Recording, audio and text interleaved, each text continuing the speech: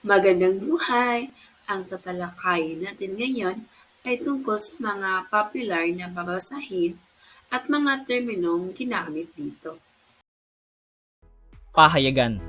Isa na ang pahayagan bilang isang uri ng print media ang kailanmay hindi mamamatay at bahagi na ng ating kultura. Tabloid. Pahayagang pangmasa na nakasulat sa wikang Filipino o sa ibang dialekto bagamat ang ilan ay Ingles ang medium. Tinatawag ding sensationalized journalism. Broadsheet. Target na mambabasa ang Class A at Class B. Iba't iba ang dahilan ng mga tao kung bakit nagbabasa ng dyaryo. Merong hanap talaga ay balita, magbasa ng chismis, sports, literatura, o di kaya'y magsagot ng palaisipan. Pinagsama-sama na yata ang lahat sa dyaryo para magustuhan ng mga tao. Mainam itong pampalipas oras kapag walang ginagawa. Sa tabloid, masyadong binibigyan diin ang tungkol sa sex at karahasan, kaya't tinaguran itong sensationalized journalism.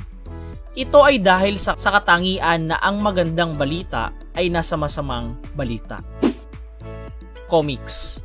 Ang comics ay isang grapikong medium kung saan ang mga salita at larawan ay ginagamit upang ihatid ang isang salaysay o kwento. Maaaring maglaman ng isang dialogo sapagkat binubuo ito ng isa o higit pang mga larawan na maaaring maglarawan o maghambing ng pagkakaiba ng teksto upang makaapekto ng higit na may lalim.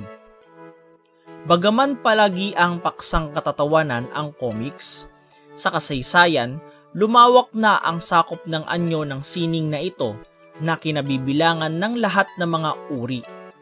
Hinahayaan ang mga artistang tuklasin ang kanilang sariling ekspresyon. Sinasabing si Jose Rizal ang kauna-unahang Pilipino na gumawa ng comics. Taong 1884 inilathala sa magazine Trubner's Record sa Europa ang comic strip niya na Pagong at Matching. Halaw mula sa isang popular na pabula ng Asya.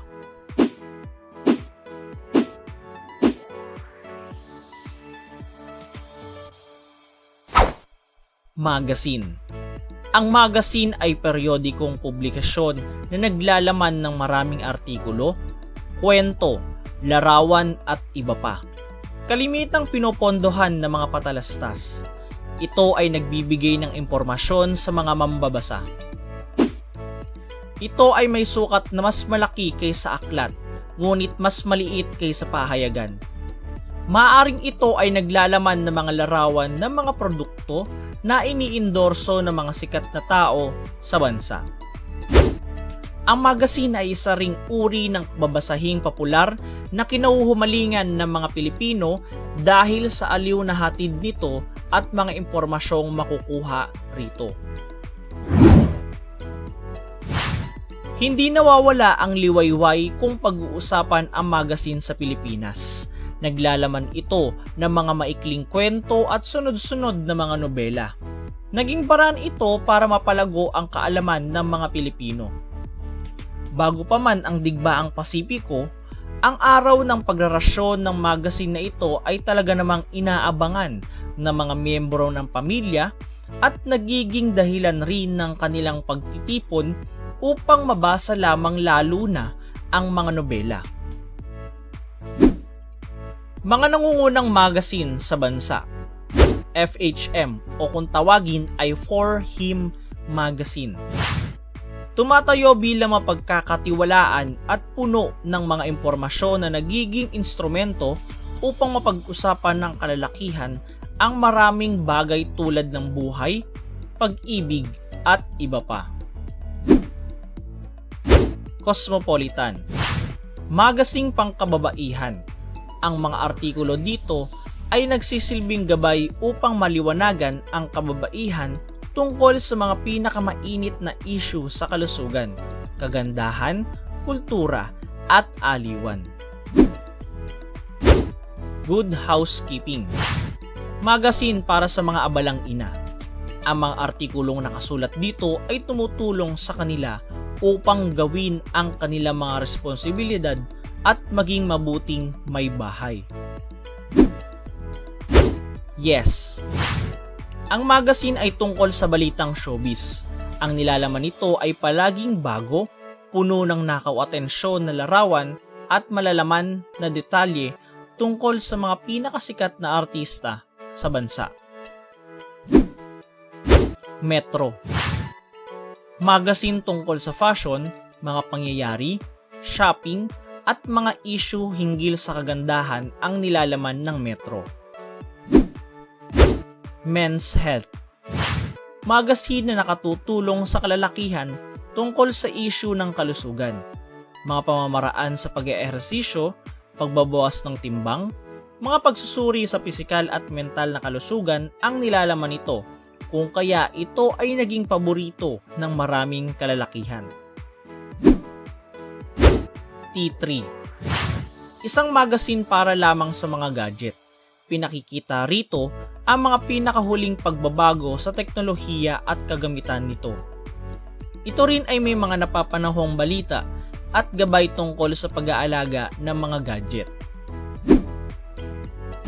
Entrepreneur. Magazine para sa mga taong may negosyo o nais magtayo ng negosyo. Narito ang ilang pililingo o salita sa mundo ng pahayagan. Una, ad, pinaikling bersyon ng advertisement o mga patalastas. Pangalawa, assignment, isang istorya na ibinigay sa reporter para kunan ng facts o impormasyon. Pangatlo, column, isang artikulo na lumalabas araw-araw sa pahayagan. Pang-apat, copy editor, isang taong nagwawasto o nag-edit ng kopya na isinulat ng isang reporter. Panglima, editor, isang tao na namamahala sa mga patakaran sa editorial. Pang-anim, nameplate of flag, nakalimbag na pamagat, pangalan at logo ng isang pahayagan sa tuktok ng harap na pahina o front page. Pampito, headline, pamagat ng isang artikulo o balita sa pahayagan. Pamwalo, press, makina na naglilimbag ng mga pahayagan. Pang-siyam, masthead, mga detalye ng publisher, lugar ng publikasyon, kawani ng editorial, at impormasyon tungkol sa pahayagan. Pang-sampu, ang lahat ng mga kopya na inathala. At ang huli, layout, gawain ng isang layout artist ang pagguhit, magdisenyo ng bawat pahina. Daghang salamat! Hanggang sa muli! Paalam!